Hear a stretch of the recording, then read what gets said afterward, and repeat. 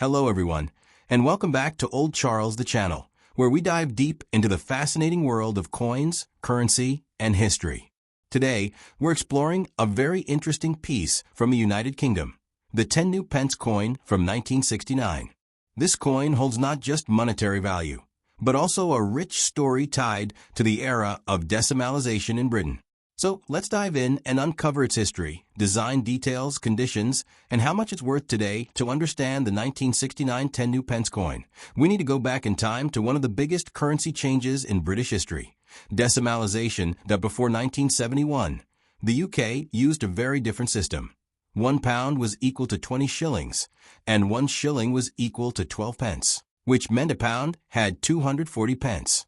This old system was complicated, and it was clear that modernization was needed. That's why, in 1968 and 1969, the Royal Mint introduced new decimal coins to prepare the public for the full transition to decimal currency, which officially happened in 1971, but the 10 new pence coin was first issued in 1968, and the 1969 issue followed the exact same design.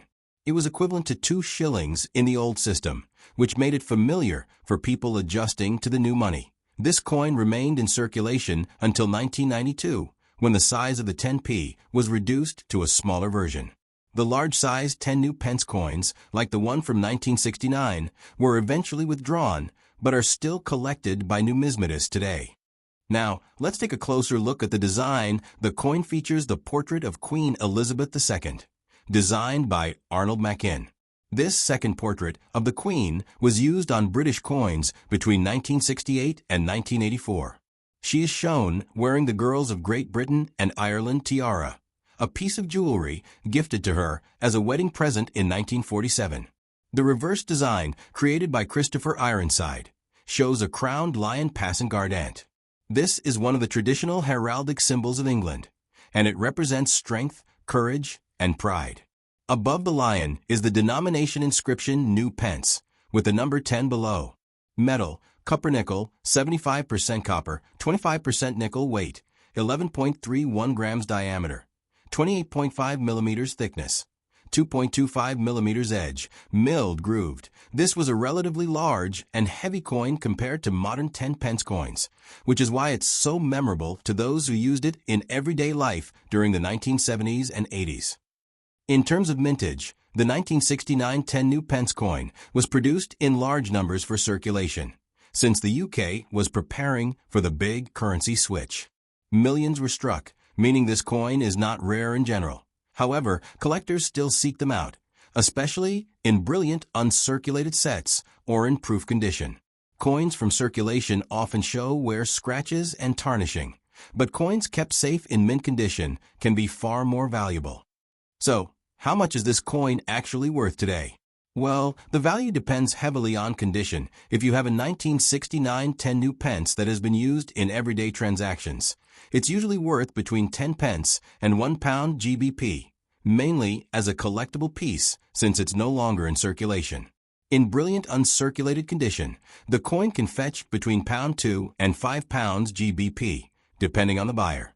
If the coin is part of a 1969 proof set or preserved in extremely high grade, it can be worth more, sometimes £10 to £15 GBP to collectors. Keep in mind that because millions were minted, the coin is common in circulated form. Its true value lies in its condition and whether it's been preserved carefully. What makes the 1969 10 new pence special is not its rarity, but its place in history. It was part of the first wave of decimal coins, and it marked the beginning of a new monetary era in Britain. For many collectors, it's a reminder of the late 1960s and early 70s, when the UK was transitioning to modern money. Many people who grew up during this time hold sentimental value for this coin.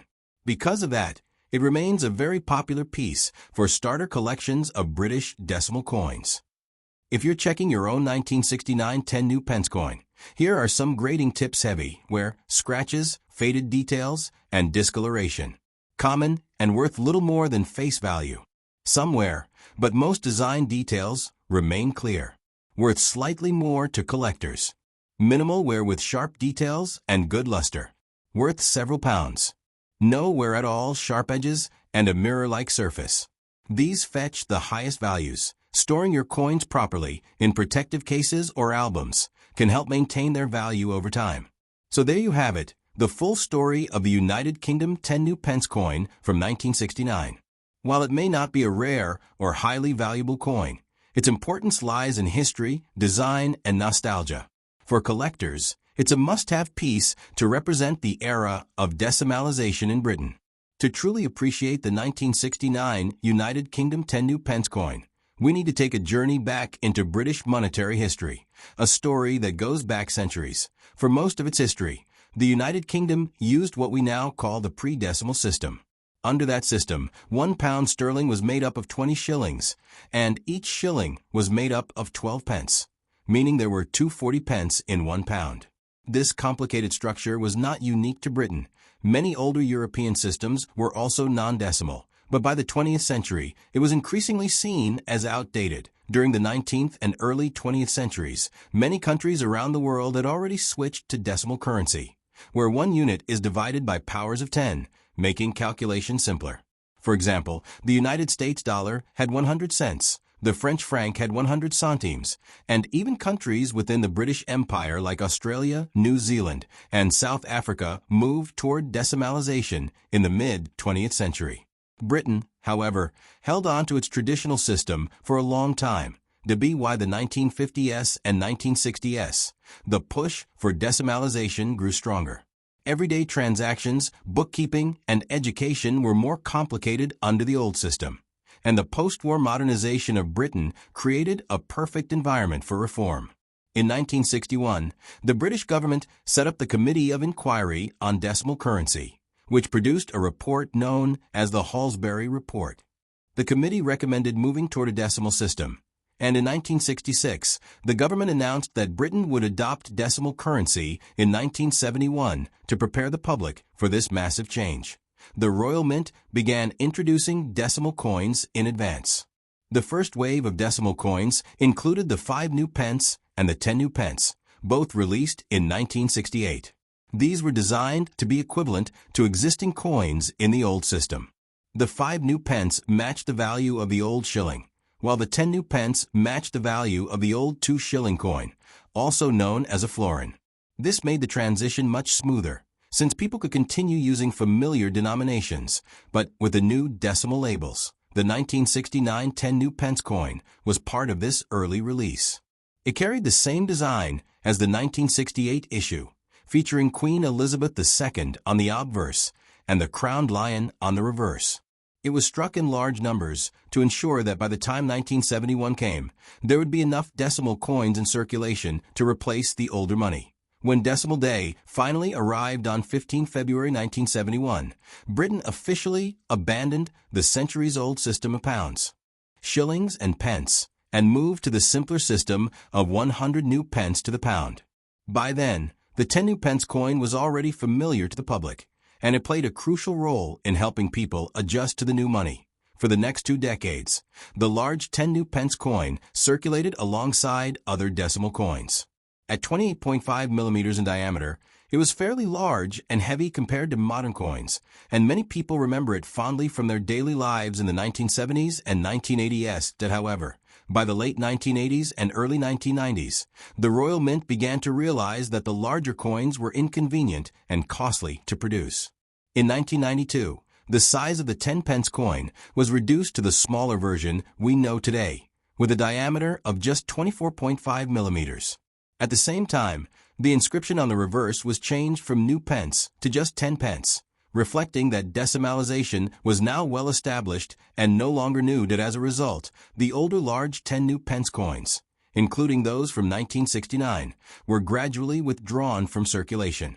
While they are no longer legal tender, they remain popular with collectors as symbols of an important moment in British history, the transition from the old system to decimalization.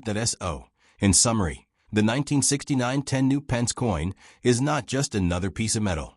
It represents a turning point in Britain's monetary history, a bridge between the old and the new, and a tangible reminder of the era when Britain modernized its currency to join much of the world in the decimal age. When it comes to coin collecting, one of the most important factors that determines value is condition. The 1969 10 pence coin, like all coins, can exist in many different states of preservation, from heavily circulated examples that passed through countless hands in the 1970s and 1980s, to pristine proof coins that were specially struck for collectors. Let's break down the different grades and what they mean for this coin. Most 1969 10 pence coins you'll find today are in circulated condition, because millions were struck and used in everyday transactions. These are coins that are heavily worn, with major details on the Queen's portrait and the lion almost completely flattened. The inscriptions might be hard to read, and the coin may show corrosion, scratches, or even damage.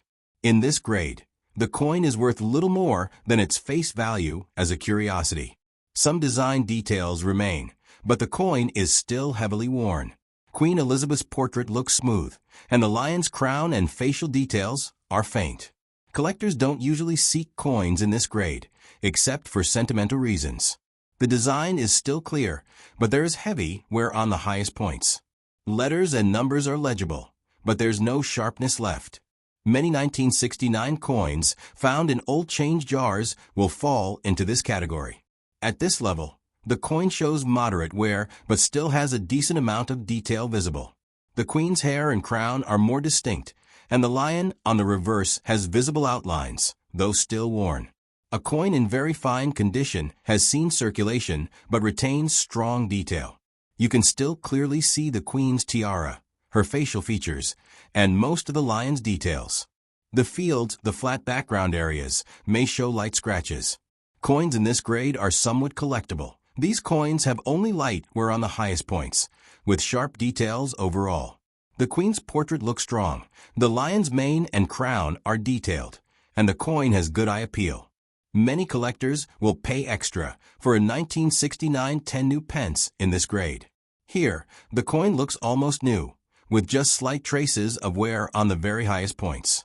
The surfaces are bright and attractive, often with partial, original mint luster. These are much scarcer since most coins entered circulation. These coins were never used in circulation. They retain their sharp strike, full details, and original mint luster. The fields are smooth and reflective, although some may show small bag marks from mint handling. Collectors prize 1969 10p coins in this condition, especially if they were kept in protective cases from the beginning. Proof coins are specially struck with polished dies and planchets, giving them mirror-like fields and frosted designs. Proof versions of the 1969 10 pence coin were issued in sets by the Royal Mint. These are the most desirable examples, often selling for significantly more than circulated coins. Several external factors also play a role in how valuable your coin is. Some older coins develop natural toning, colors like gold, blue, or purple across the surface. Attractive, even toning can increase value, while unattractive or patchy discoloration can reduce it. Many people mistakenly clean old coins to make them look shiny. Unfortunately, this usually scratches the surface and destroys collector value. Collectors prefer coins with their original finish, even if they look dull or dark. Coins kept in albums, protective flips, or capsules tend to remain in much better condition. Coins stored loose in drawers, jars, or bags often show more wear, scratches, or corrosion. Not all coins are struck equally well. A weakly struck coin might have blurry details, while a sharply struck one will show every line of the design. For collectors, strike quality matters. A heavily circulated 1969 10 pence in fine or lower condition will typically sell for 10 pence to 50 pence in very fine to extremely fine. They can fetch around £1 to £2 GBP. About uncirculated or brilliant uncirculated coins ** are worth more, often £3 to £5 GBP, depending on eye appeal. From sets can go £4.10 to £15 GBP, especially if preserved in original packaging. If you own a 1969 10 pence coin, examine it under good lighting. Check the Queen's portrait. Look for sharpness in her hair, tiara, and facial features. Then check the lion on the reverse. Is the mane detailed? Is the crown sharp? These are the first areas to where if your coin still shines with luster and shows little to no wear, you might have a high-grade example